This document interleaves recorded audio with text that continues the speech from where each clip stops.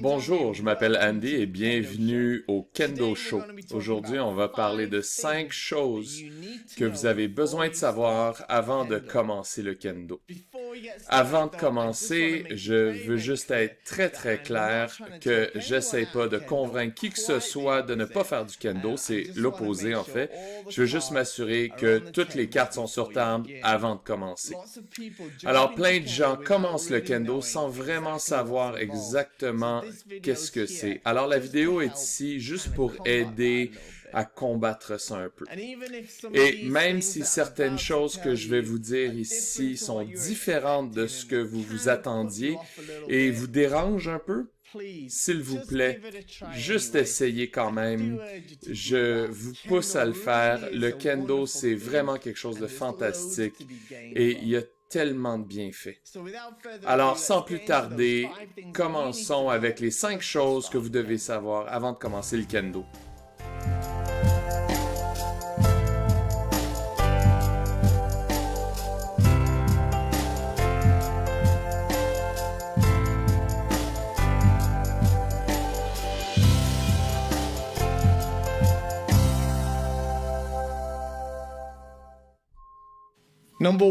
Premièrement, le kendo est toujours pratiqué nu-pied. On ne porte rien aux pieds, il n'y a pas de souliers d'intérieur, pas de chaussettes, rien comme ça.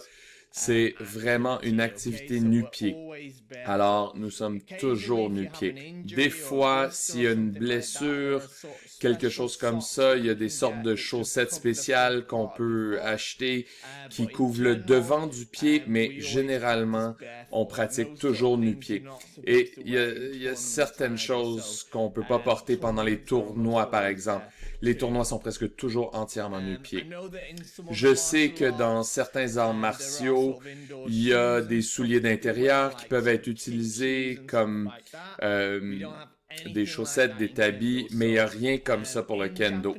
Et dans la culture japonaise, peut-être que vous le savez, mais quand on rentre dans un bâtiment, généralement, on enlève ses souliers à l'entrée et on les laisse à l'entrée pendant qu'on rentre dans le bâtiment et on fait ce qu'on est censé faire là, que ce soit la maison ou un bâtiment public, une école, ça peut être n'importe où, mais souvent on laisse les souliers à l'entrée. On rentre, on fait l'activité et ensuite on ramasse ses souliers une fois qu'on quitte. Alors le kendo est exactement pareil. On enlève les souliers à l'entrée du dojo. On ne porte jamais les souliers à l'intérieur du dojo parce qu'on veut pas salir le plancher parce que comme j'ai dit, on pratique nu-pied. Alors, numéro 2, le kendo, c'est fort. Il y a beaucoup de sons. On crie beaucoup au kendo, que ce soit avant la frappe ou au moment de faire la frappe aussi. Alors, en gros, au kendo, l'idée ici, c'est que on fait une frappe qui sont des unifications parfaites de l'épée, le corps et l'esprit. Alors, l'épée, bien sûr, c'est la façon dont on frappe. Le corps, c'est notre mouvement et l'esprit est manifesté à travers notre voix. Alors, ça a une application très pratique, mais avant de commencer, pendant qu'on est devant l'opposant, on commence avec un cri très fort, ce qu'on appelle le kakegoe, souvent appelé le kiai, ya, comme ça, en direction de notre opposant. Ça va peut-être les déranger, peut-être que ça bâtit ou renforce notre esprit pour qu'on se sente prêt à se battre.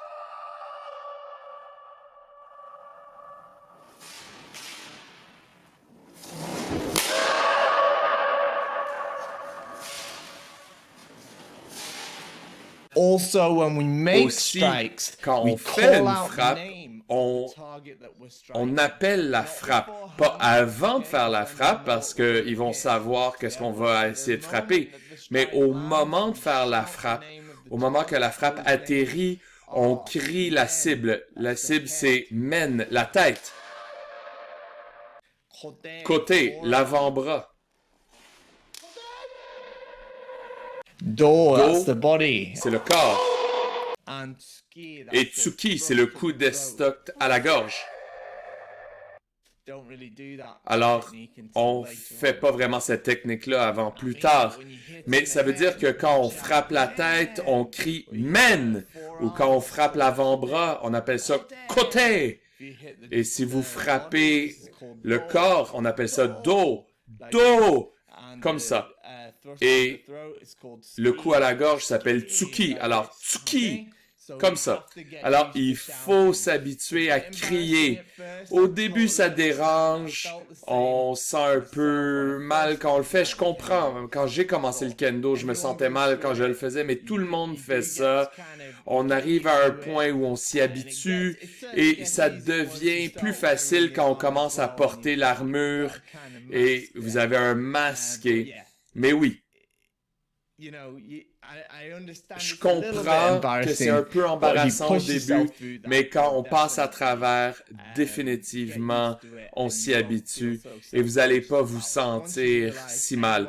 Alors, une fois qu'on se rend compte que tout le monde fait la même chose. Alors, numéro 3, le kendo, ce n'est pas complètement sans douleur.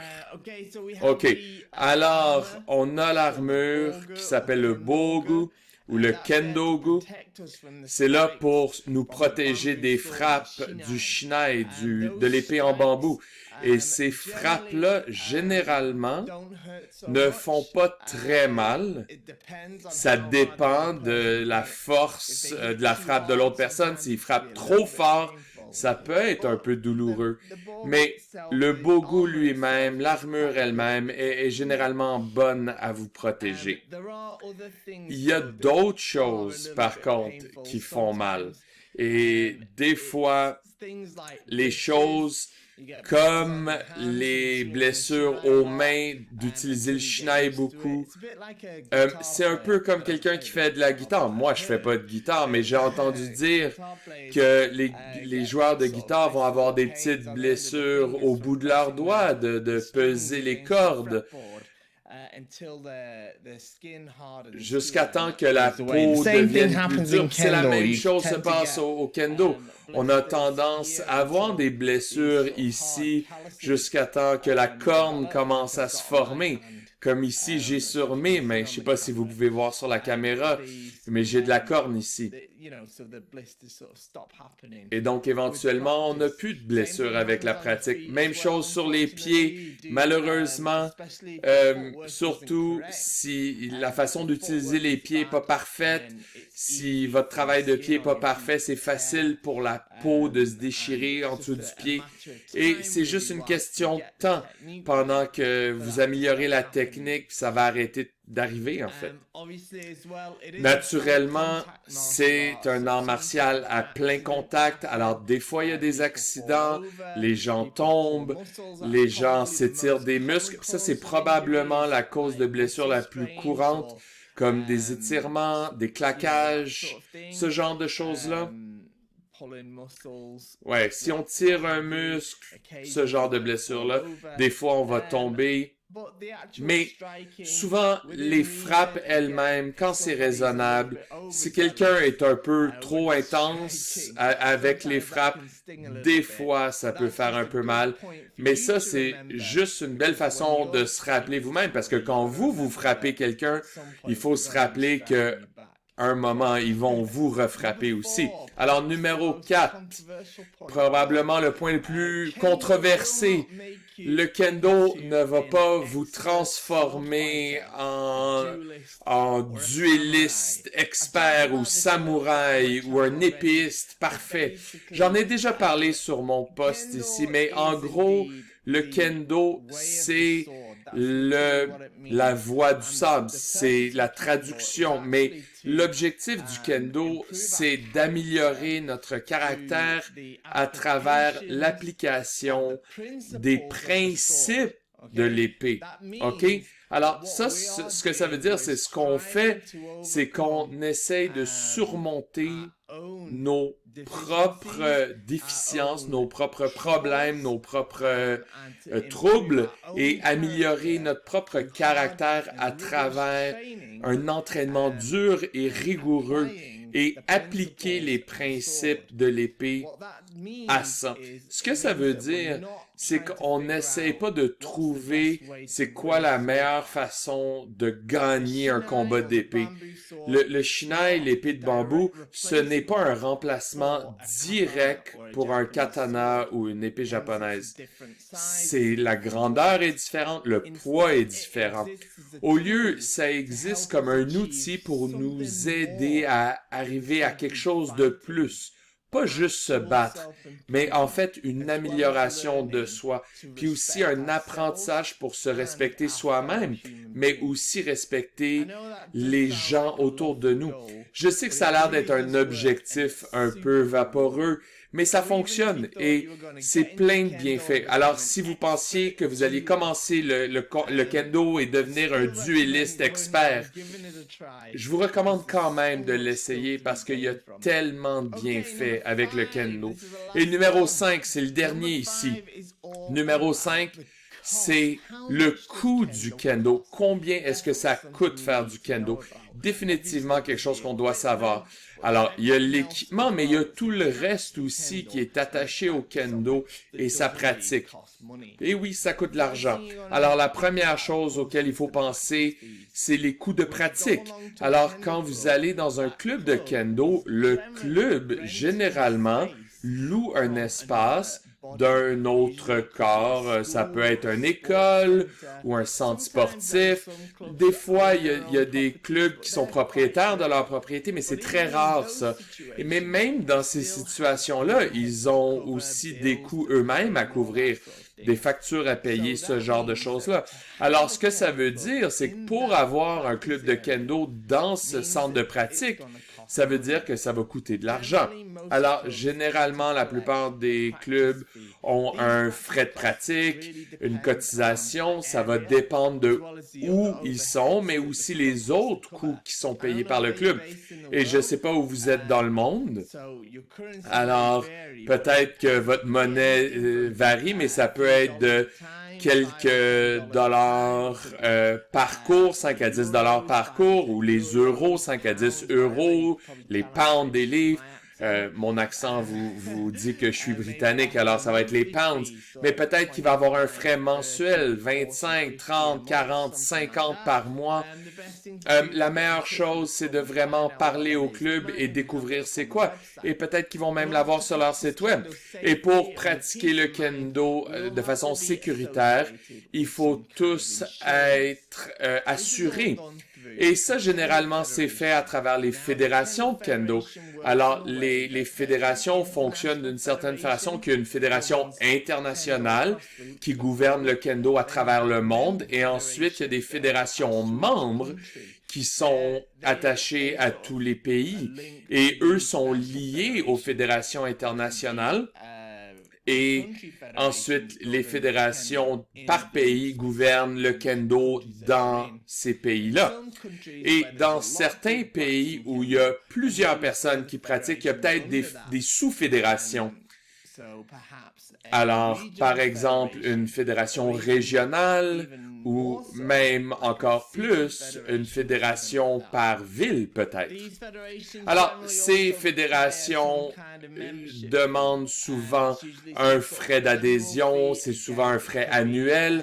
Encore une fois, ça peut vraiment dépendre sur la place, mais ça peut être 50, 100 dollars, que ce soit des dollars ou des euros, peu importe. Ça peut être par année, ça peut être mensuel. Alors, il va falloir vérifier avec la fédération. Et ils ont souvent un site web, ils ont même les frais d'indiquer sur le site web. Mais sinon, la meilleure idée, c'est de poser la question au club avant de se joindre. Parce que eux vont devoir vous avoir en tant que membre de la fédération pour pouvoir pratiquer le kendo correctement dans ce club-là.